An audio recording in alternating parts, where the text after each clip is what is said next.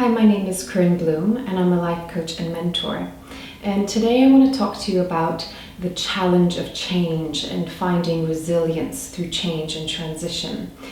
So it's an irony, I would say, that change is the only constant in life, and yet it's the one thing that we really struggle with the most. We have great resistance to change because it's uncomfortable, or it steps us or pushes us sometimes into the unknown, and it stretches us. It stretches us beyond our level of comfort, and especially as I talked about last week, having this need of knowing and proving and having things be logical and rational and laid out before us. Change is really, really scary because sometimes we don't know what the next step is. And for me, over the summer, I've had quite a lot of transition and change, and some of which has been so huge that at times it's been really, really, really challenging for me. But the gift that I've learned through it is resilience and is surrender, and I tell you, it's a constant practice of it. I think you don't ever just learn it and then boom, you're done. It's a constant being with change. It's a fluid relationship, conversational relationship, much like with our intuition. I think it's the same with change because it's constantly moving and changing and transitioning.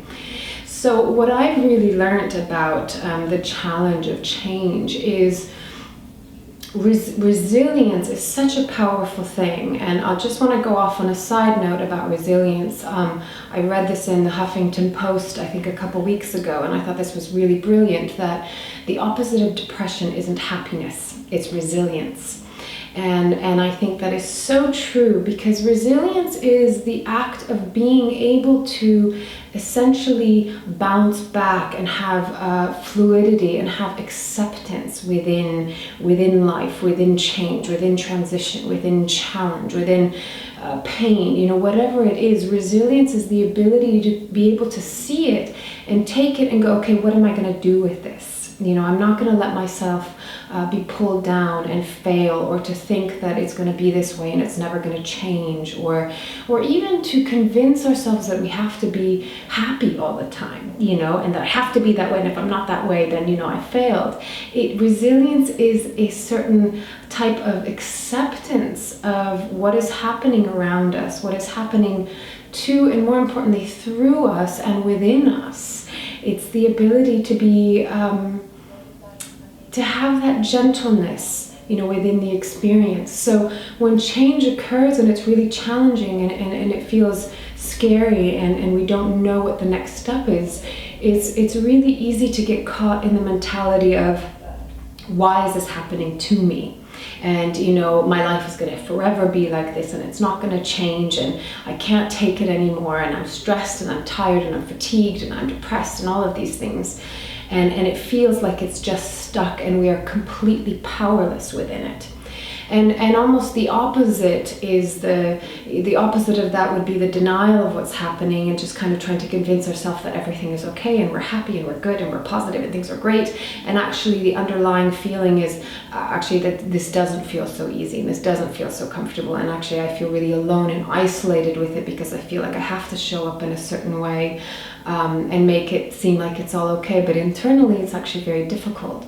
So we often find ourselves in kind of one of these two camps, and really what I would say the middle path is just being really honest with where you are in the midst of this challenge, of this change, of this transition. That it's okay to say that it's hard. It's okay to say that you haven't a clue as to what's going to happen next and how to get through it.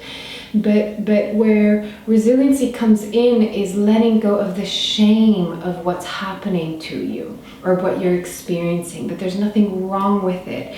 And that really, what other people think about the experience or about the choices that you make, it doesn't really matter.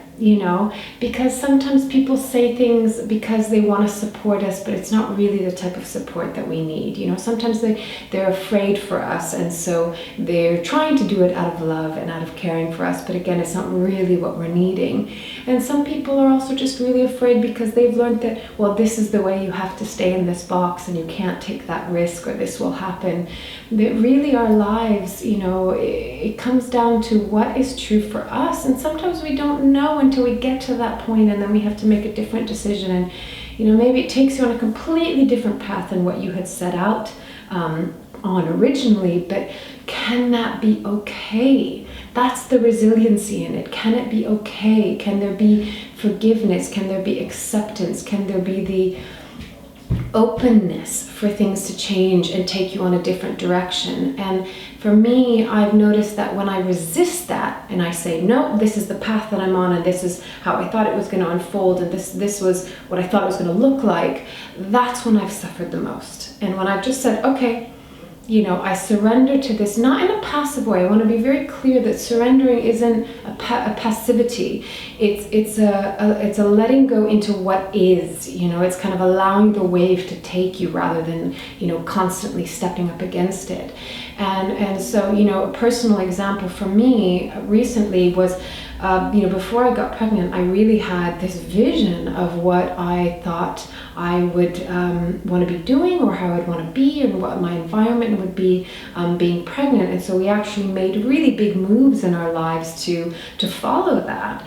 And once I actually got pregnant, my needs were entirely different, and we had to completely reshift our lives around to follow that. But it was really for me, a huge lesson in just trusting what my body is telling me, and finding the resilience to just go through the change. It's been a very long process, and I'm still not at the end of it, but it's becoming more and more clear to me. And within that, I'm feeling more and more empowered, and I feel really good because I know that I'm ultimately following what is true for me and what is right for me. And I do think that life is the combination of, you could say, the co-creation of following our own intuition and needs, and also know that we're being guided by a higher force that we're always connected to. And so it is that process of just being with it in the moment, not fighting against the change, not asking why. The why is a huge place to get stuck in, and you can be stuck in there forever and find no resolution. So it's just continuing to follow and trust the moment, and asking for support where you need support, and putting it out there, and being really honest with what's happening with you, and letting go. This is the biggest thing, and I will repeat it again, letting go of what you think it should look like, and letting go of the shame of what it might appear to you as shameful if you change, if you make a different decision, or if you make a decision that you think will be seen as wrong, because nothing is right or wrong unless we make it so. Nothing is shameful unless we believe it is so. So, again, resiliency is about your attitude and your perspective to what is happening to you and what you're experiencing within it. So, if you're experiencing some kind of challenge through change right now, can you just surrender into what is happening right now? Just to go, this is what's happening. This is the truth of what's happening right now. And just kind of falling into an acceptance of that. And having the fluidity to be able to just take it one step at a time, one foot in front of the other, to see where it guides you. And you don't have to be, it's not about being positive or about being negative or optimistic or pessimistic. Resiliency is the middle path of just, can you be present with it, with that sense of fluidity, and just let it guide you, and continue to listen to yourself. That's what's going to get through, help you get through this, is sometimes we have to soften the voices around us, unless they feel supportive, then of course take that in. But if it's not helping you, and if it's getting in the way, then come back to just what is true for you, and go back to the sensation in your body.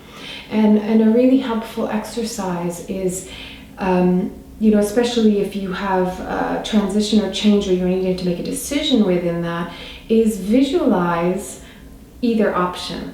Visualize, go into your body and visualize making one choice and see what that feels like, and come back to neutral and visualize making the other choice. So and then come back to neutral, and you feel which one feels better. Your body will be very clear. It'll either be really tense and rigid, or it'll be much more open and fluid and light.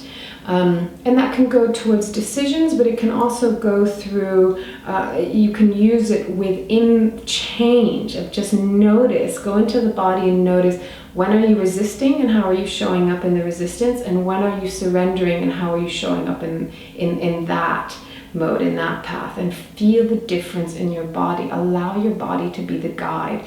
Because we are incredibly resilient, and our bodies are incredibly resilient. I've seen that from being really ill and being in the hospital for 24 hours and then the next day feeling, great and normal again. It's so powerful, our bodies, and our minds are the same and our spirits are the same. It's just that we need to believe that we have that potential and that possibility. So resilience is an action, and it has no judgment, and it is really about being in the moment. So I hope that's been helpful for you through change, and it's something that I'll probably continue to talk about, so tune in for more on this topic, and I wish you well on your journey.